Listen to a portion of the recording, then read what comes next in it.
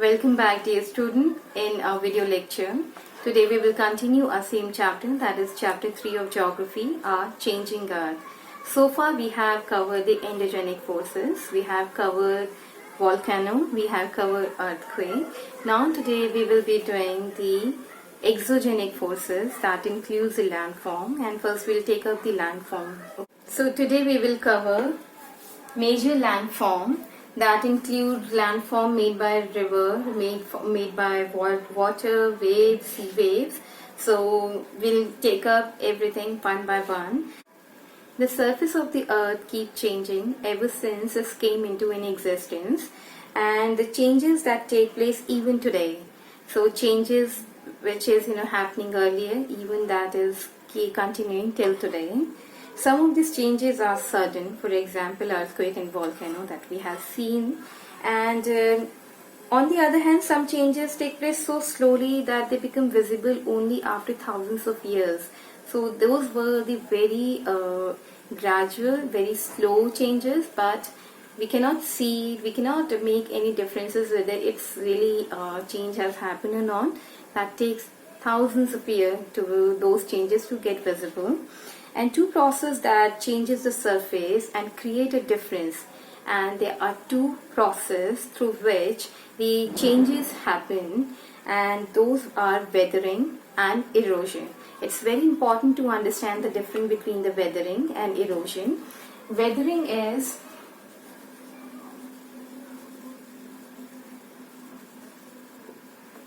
it's a piece of rock, okay, it gets fragmented in 4 pieces. So it is weathering, okay. But when these 4 pieces get carried away by or wearing away by the different agent like air, water and wind, this we call it erosion. So it's very important to understand the difference between the weathering. Weathering is breaking of rock or fragmented of rock into pieces, and when those pieces were carried away by wind, air, water to one place, from one place to the other. For example, this is my pen. If I break this into 4 pieces, that is called weathering. But when it's very away by each pieces to different location, that is called erosion. That means taking a weathering particle, the fragmented particle, from one place to the other. That is called erosion. So I hope you understand the meaning of weathering and erosion. That is two different terms.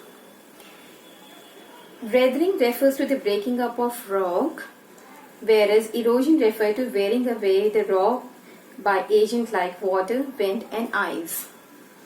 In this chapter, we will study about the landform that are made by different agents like air, water and wind. So we'll first take up the landform by river. So it's very important to understand the function of river, how it makes the landform.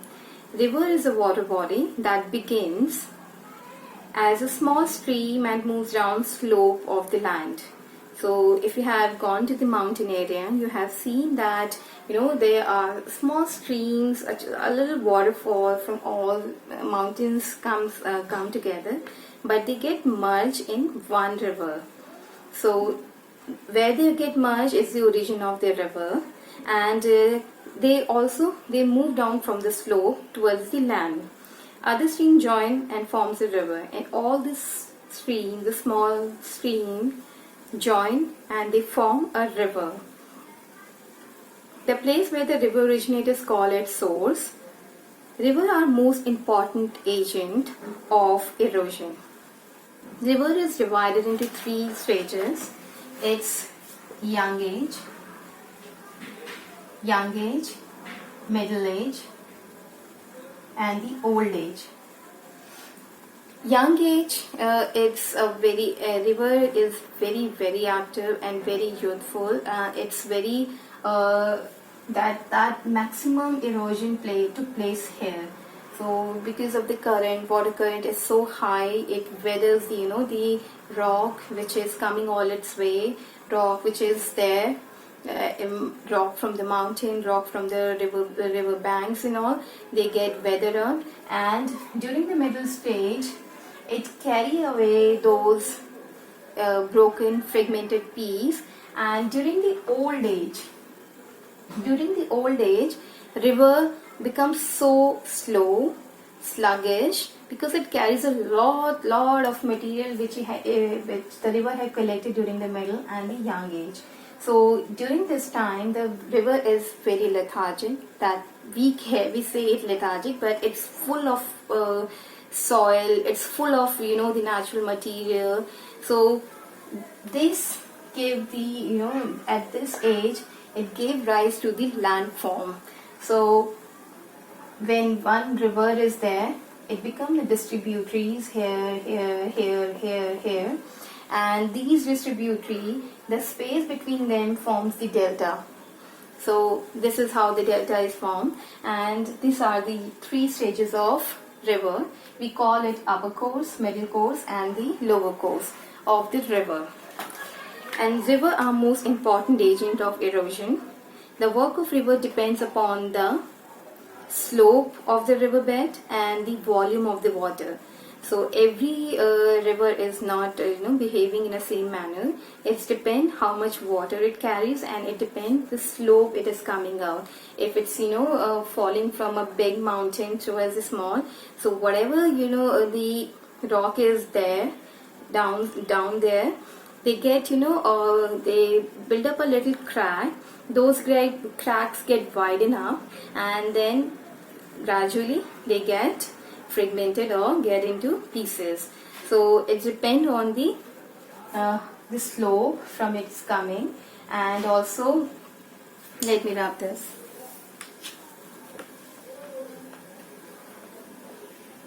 So now we'll see how the waterfall is formed. This is a river, okay, and this is the hard rock. Beneath is here we have a soft rock, and here again we have a hard rock. So what happened here, due to the pressure of the water and due to the high current of the water, the soft rock get eroded. Soft rock get eroded from here, and it keep eroding from this, and this become so narrow, and the water coming from this become the waterfall. So this is how the waterfall are created. Now let's see here. The river journey can be divided into 3 stages. The first stage is youthful stage. During this stage, the river moves swiftly down with the slope with a great erosive power.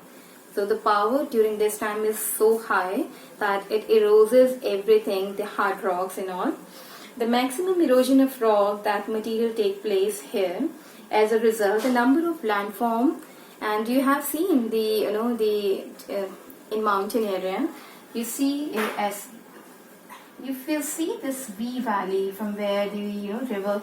When you were a kid, when somebody tell you to draw scenery, something like that, I used to draw it. I just make a mountain, and from there I just make sure कि वहाँ से नदी जा रही है. So I always try to draw river between the mountain. So this is called a V valley. This is the V valley. A very deep and narrow valley is called gorge, and when water of a river falls steeply down from the mountains, and that forms a waterfall. And the Jog Fall in India, Jog Fall, that is 260 meters in height, is the highest waterfall in India, which is located in Karnataka, that is on the Saraswati river. And the Salto Angel Falls, that is 975, is located in Venezuela, is the highest waterfall in the world. There are other waterfalls like Niagara Waterfall, which is demarcated between 2 countries, that is US and Canada. The other one is the Victoria Falls, which is again demarcated between the Zambia and Zimbabwe. So waterfalls are when when a water of a river falls steeply down the valley, almost in vertical, forms the waterfall. The second stage, now we have studied about the first stage, and this is the stage of a river. We also call it as a young stage, and this is the stage of the river when it do the maximum amount of erosion. So now it's collecting everything at the first stage, and now in the second stage begin when the river enters the plain. Now the mountain area from where it is coming is now finished. Now the second stage, it's the mountain is ended. Now it's come on the river plains, the flat plains.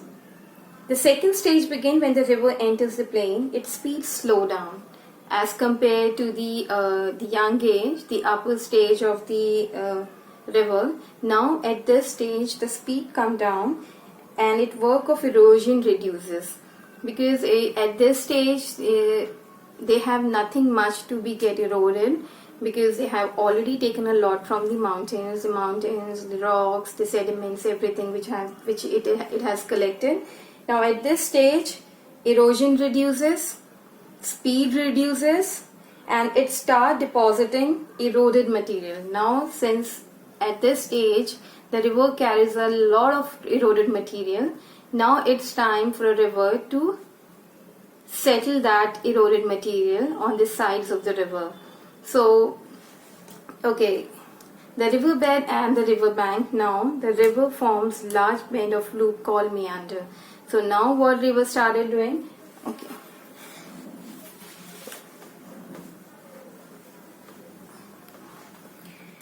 River become a little slow and it's move like this. Okay, so these arches, which is almost circular in shape, these are called meanders. Okay, and with course of time, when river started making its own way, and this meanders, the river becomes straight after going a little above. The river become like this, and this portion which get cut off from the river, this become oxbow lakes. These are meanders, and after that, when this portion become gets separated, then it become oxbow lake. And river also started storing the deposit at these the sides, on the sides of the river. These are called levees, and this is oxbow lake, meander and levees. So I hope you understand this. The river continues to erode and deposit material, causing the meander loops to become almost circular, like I told you, because it started depositing the sediment. So here are the sediments. It started collecting and depositing the material that it carried from the mountains.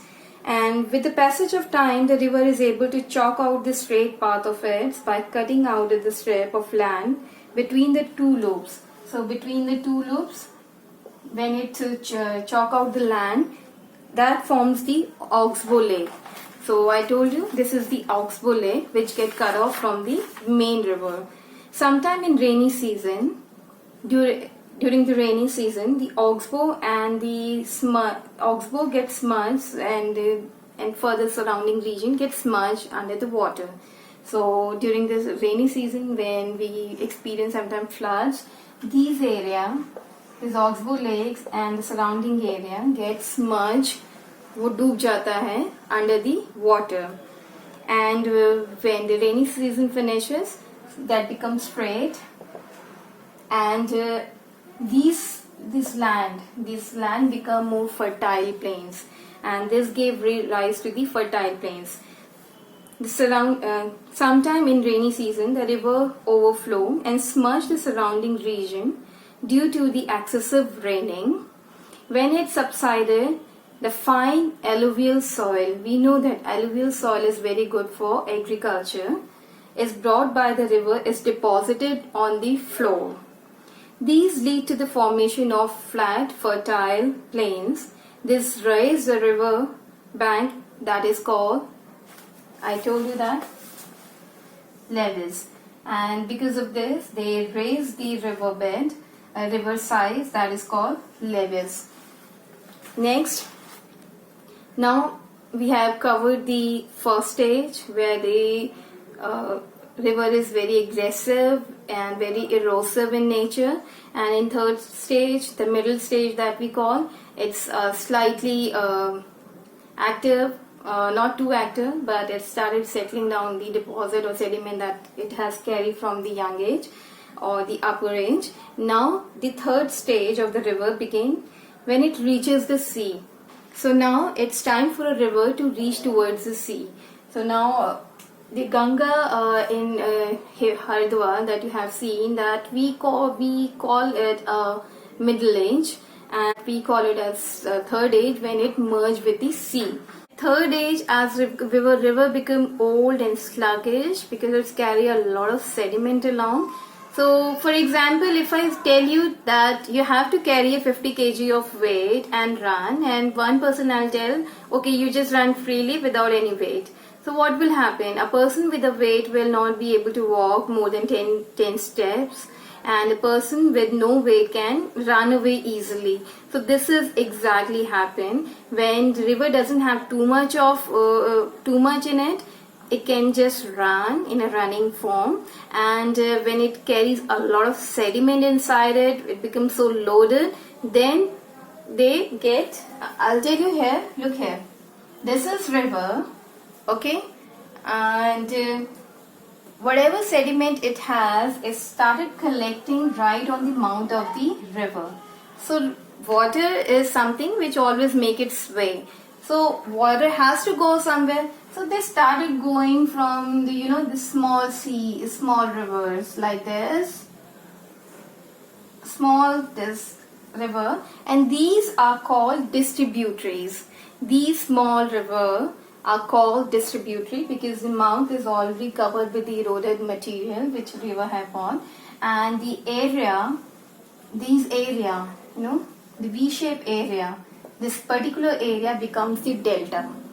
So delta is formed when the river merge into a sea, and they get divided into number of river or distributaries. Then the place between two distributary is called delta, and that has very good amount of alluvial soil, which is very good for agriculture. All the river doesn't form delta formation, but there are river. But eastern side of India, if you go towards the Orissa and towards the river which get merged into Bay of Bengal, there you will see a delta formation. But if we move towards the western southern Indian way, like it's this is the Carnatic area where we have certain river which get merged into Arabian Sea. Here the river doesn't form the delta. They have a funnel shape, like okay, I'll tell you there. These are the shape of the river. It get open up like a funnel. I hope you understand that. The river is coming, and its mouth get widened. So this is how it get merged. It doesn't create or form delta. This is we call a estuary. This is we call a estuary. There the delta is not formed, but the river which is going towards the eastern side and getting merged into the Bay of Bengal, here we see the delta formation. So I hope I made the landform clear. So now conclude what exactly, what river can form. River can form a V-shaped valley, and river forms a gorge. River forms a waterfall, meander, oxbow lake, levees, and floodplains, distributary, delta. I hope you have understand everything, and we will be doing the question answer, and after that I will be taking the new lesson. and I hope you all are studying and preparing for your UT2. Till then, take care of yourself. Stay healthy, stay safe. Bye bye.